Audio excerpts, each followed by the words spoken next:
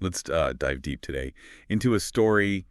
It's an old one, but surprisingly relevant to us today. We're opening up Genesis chapter 29 to, Oh, good one. yeah, to follow Jacob's journey.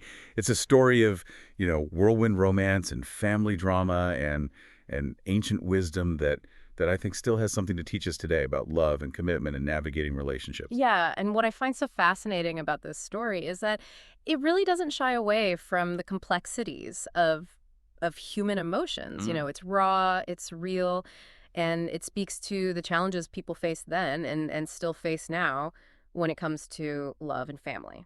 So let's set the scene. Jacob, he arrives in Haran after a long journey, and he comes upon a well where he meets Rachel, right? Yeah. But this isn't just any well. This one has a massive stone covering it, and it's where all the shepherds gather to water their flocks. Yeah, and that detail about the well, the stone, it's key. It's not just a random meeting. This well is a central point in the community, and right away we see Jacob stepping into this social hub. Yeah, and he doesn't just step in. He dives right in headfirst into love at first sight. The text tells us Rachel was beautiful and well-favored, and Jacob is, like, immediately smitten.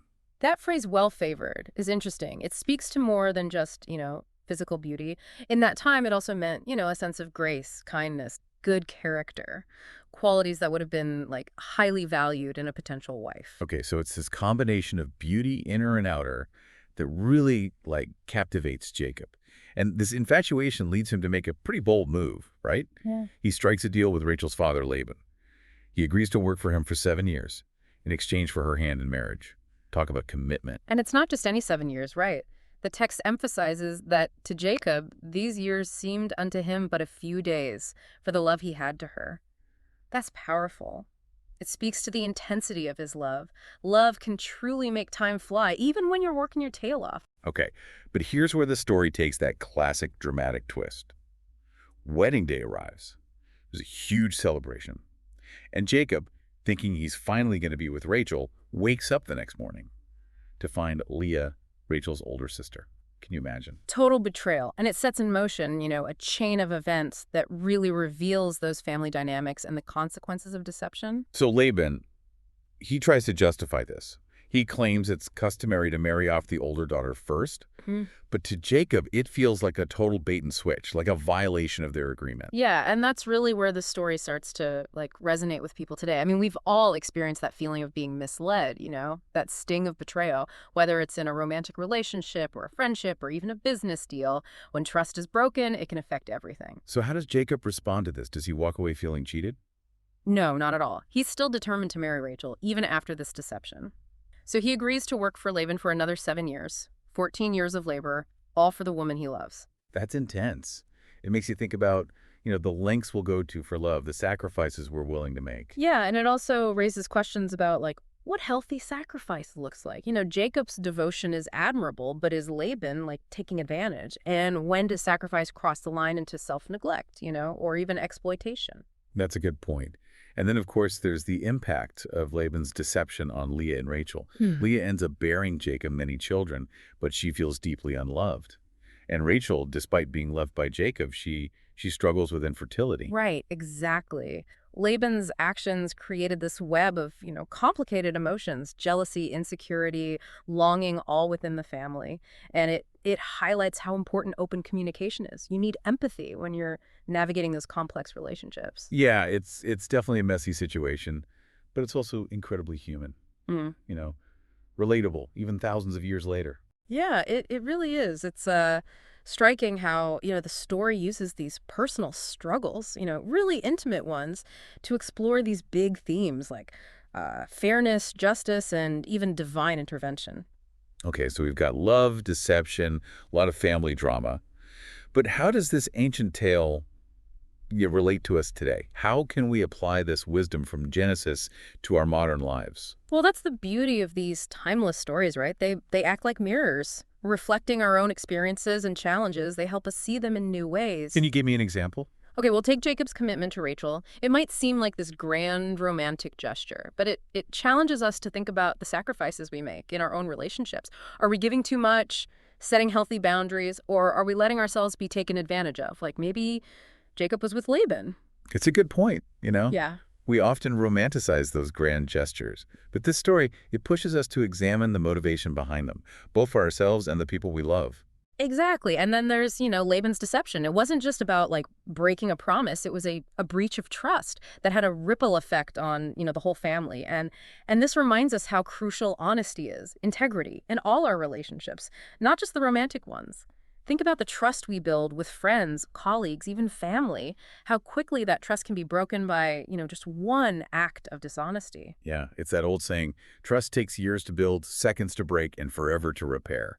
This story really shows that, Yeah. the long-term consequences of Laban's actions. Right. And we can't forget that complex dynamic between Jacob, Leah, and Rachel. It shows how those unexpressed emotions and unmet needs can fester within a family. Leah feeling unloved, Rachel longing for children.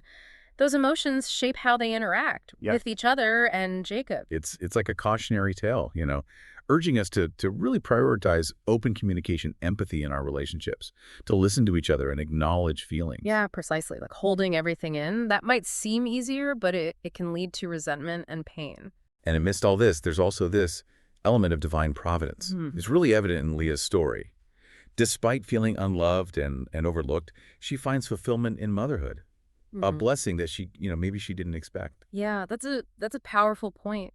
Even in the middle of challenging situations, painful even, there can be those unexpected blessings, moments of grace that we might not, immediately recognize.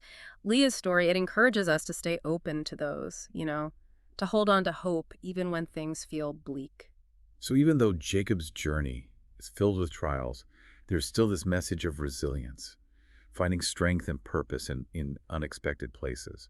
It's a message that resonates across cultures and history. Yeah, it does. It speaks to the enduring power of these narratives. They invite us to grapple with these timeless questions about love, loss, betrayal, and ultimately how we find meaning in our lives, even when things don't go according to plan. It makes you wonder, like, if you were Jacob facing that same choice after being deceived, would you have worked another 7 years? That's a tough one, isn't it? We can analyze it, weigh the pros and cons. But when you're in those intense emotions like Jacob was, logic kind of takes a back seat. Yeah, so true. It speaks to the power of love, its ability to inspire devotion, but also its potential to cloud judgment. This story really leads you thinking. Yeah, it makes you think about, the choices we make when it comes to love. Yeah. And how those choices, they affect not just us, but the people around us too. Yeah, exactly. It reminds us that relationships are complicated. They have many sides to them, and they require, constant work, open communication, and a willingness to see our own flaws and the flaws of those we love. Yeah, and sometimes it takes, an ancient story like this to hold Yeah. up that mirror, Yeah. right, and force us to confront those truths. That's the power of these stories. They challenge us to look deeper, past the surface, to grapple with human nature and find wisdom in the experiences of those who came before us. So as we wrap up, this deep dive into Jacob's journey, what are some of the takeaways you hope, our listener will take away to think about? Well, I hope it makes them think about their own ideas of commitment, and sacrifice. What are we willing to give? And maybe more importantly, what are we willing to receive in our relationships? Are we setting boundaries, communicating our needs? These are all important questions. Yeah, absolutely.